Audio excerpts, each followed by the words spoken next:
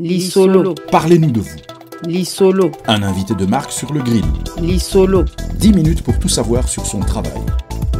Amis de l'émission Lisolo sur Radio Mboté, j'ai encore le grand plaisir de vous retrouver pour vous présenter une personnalité, quelqu'un de très intéressant avec qui nous allons partager les 10 prochaines minutes. Rod Makumbu, bonjour. Bonjour.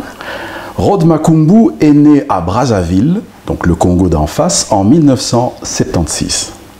Depuis sa tendre enfance, elle a été initiée à la peinture par son père, le peintre David Makumbu. Elle s'est réellement engagée dans l'art à partir de 1989. Elle peint généralement au couteau. La variété de ses toiles s'illustre dans un style nettement africain, mais également influencé par les courants de l'art réaliste, expressionniste et cubiste. Depuis 2002, Rod Makumbu a créé de nombreuses sculptures en matière composée, représentant les métiers des villages qui tendent à disparaître. À partir de 2003, Rod a entamé une importante carrière internationale et expose maintenant dans le monde entier. En 2018, sa dernière œuvre importante a été la réalisation de la sculpture de Patrice Lumumba, qui a été présentée à Beaux-Arts et au Kait Theater à Bruxelles. Alors, Rod Makumbu, Patrice Lumumba, pourquoi? Il faut dire que j'avais reçu une commande de l'association BAMCO pour le combat qui visait à trouver en tout cas une place de Lumumba ici à Bruxelles. Tout à fait. Parce que jusqu'à présent, on trouvait que c'était vraiment anormal par rapport à la grandeur de ce personnage, son apport par rapport aussi à la société congolaise ou dans l'histoire de l'Afrique tout court. Et on trouvait jusqu'alors inacceptable que ce personnage n'ait pas, ici en tout cas à Bruxelles, une place pour commémorer sa mémoire. Pourquoi ici à Bruxelles? Mais parce que l'histoire du Congo et l'histoire de la Belgique est une histoire particulière, hein, sans rentrer dans les détails. C'est vraiment quelque chose d'unique, c'est quelque chose de particulier. Donc c'est dans ce cadre-là, donc à l'époque il n'y avait pas de place, donc c'est dans ce cadre-là que j'avais reçu la commande pour réaliser la sculpture. Le but, c'était vraiment de permettre des expositions itinérantes. Donc, l'œuvre devait être exposée un peu partout pour éveiller l'intérêt. Donc, je rappelle que Patrice Lumumba, c'est le tout premier Premier ministre de la jeune République du Congo qui a obtenu son indépendance en 1960. Alors, dans la lignée des sculptures, parlez-nous de vos autres sculptures. Sinon, de façon générale, ma démarche artistique est en fait très simple. Je parle beaucoup de la femme, hein, de façon générale. Je veux la mettre en valeur. Donc, ce qui m'intéresse avant tout, c'est la nature positive du travail de la femme africaine, la valoriser, rappeler qu'elle est vraiment le moteur de notre société. C'est la colonne vertébrale, tout simplement, de nos sociétés. Et donc, dans mon art, en tout cas, j'ai choisi ça comme thématique. La valoriser dans son quotidien, c'est-à-dire je vais chercher dans le quotidien les activités qu'elle mène, comment elle vit dans la société, comment elle la nourrit, comment elle la fait grandir.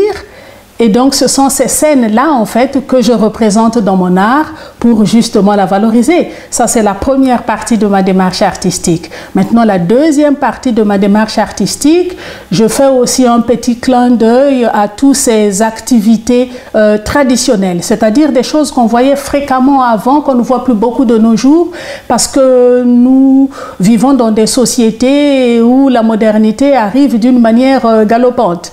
Et ce qui est interpellant, c'est que les jeunes de nos jours ne semblent plus trop s'y intéresser à toutes ces activités-là, par exemple. Et c'est là où j'interviens en tant qu'artiste. Dire qu'attention, derrière ces activités, il y a une intelligence, il y a un savoir, il y a une technicité qu'il ne faut pas perdre de vue ou tout simplement aussi rejeter. Oui. Parce que ce sont des connaissances. Donc, avoir ces connaissances-là nous rend riches, nous donne un plus. Donc, voilà un peu le but de ma démarche artistique. Donc, en résumé, je parlerai de la valorisation des métiers traditionnels parce qu'il y a un savoir derrière, et puis de la valorisation de l'image de la femme. Mais ne dit-on pas que ce que femme veut, Dieu le veut? Oui, c'est une excellente transition pour moi, pour passer à la deuxième partie déjà de notre émission qui concerne vos peintures. Parlez-nous-en un peu. Bon, il faut dire qu'entre la peinture et la sculpture, il y a une complémentarité. L'idée de faire de la sculpture m'est venue de la peinture, parce que je suis peintre à la base, vous veniez tantôt de le rappeler, oui. Que je suis née d'un papa artiste qui m'a initiée dans l'art depuis l'enfance. Parlez-nous un peu de votre papa, tiens, justement. C'est un peintre aussi qui a eu son mot à dire, son regard sur ce qui l'entourait, son quotidien, sa façon aussi de raconter le Congo. Mais comme je suis née d'un papa artiste, donc en moi, en fait, aussi, se réveillait une sorte de curiosité. En fait, j'étais tout simplement une petite fille curieuse. Parce que j'ai vu des œuvres naître dans l'atelier de mon père. J'y passais d'ailleurs beaucoup plus de temps. Je jouais plus dans l'atelier de mon père qu'à l'extérieur, par exemple, parce que j'étais très intéressée. Voilà, de voir une toile vierge qu'on commence devant moi. Je vais jouer à l'extérieur, je reviens, c'est déjà au beau milieu. Je sors, je re-rentre. Les personnages sont là et en pleine vie. Tout ça m'interpellait. Donc, en fait, je suis devenue ce que je suis aujourd'hui, tout simplement parce que, enfant, j'avais une curiosité, je dirais, débordante. Je me pose parfois la question de savoir si je n'étais pas née d'un papa artiste, est-ce que je serais quand même artiste aujourd'hui? C'est la question que nous nous poserons éternellement. Revenons à vos œuvres. Oui. Il faut quand même se rendre compte que un tableau, au tout début, c'est vraiment un fond blanc plat. Il y a rien. Et donc, tout ce qu'on a dans l'esprit doit pouvoir être visualisé sur un fond blanc. Et donc, il y a une technique aussi. Comment placer l'animation, comment déterminer les plans, parce qu'il y a le premier plan, il y a le deuxième plan, dans une toile, il peut y avoir parfois à plus de 10 plans, si on veut vraiment créer plus loin la profondeur. Donc, tout ça, ce sont des techniques voilà, qu'on utilise. Il faut être formé, il faut apprendre ces techniques-là. Il n'y avait pas de problème sur ce point-là parce que mon père m'avait appris comment travailler les plans, comment travailler l'animation, comment creuser la profondeur. Bon, après, qu'est-ce que j'ai envie de dire? Et c'était très clair que la femme était présente dans mon esprit, elle m'impressionnait beaucoup. Ma mère, en arrière-plan aussi, a servi quand même de modèle à tout ça. Et donc, voilà, donc travailler sur la femme ou sur son quotidien, c'est comme travailler avec un modèle à portée de main. Mais dans la peinture, je représente beaucoup les scènes de marché parce que c'est très très impressionnant. Dans un marché, c'est un peu la concentration c'est tout un monde. C'est tout un monde, c'est la concentration de toute une culture est là. Oui.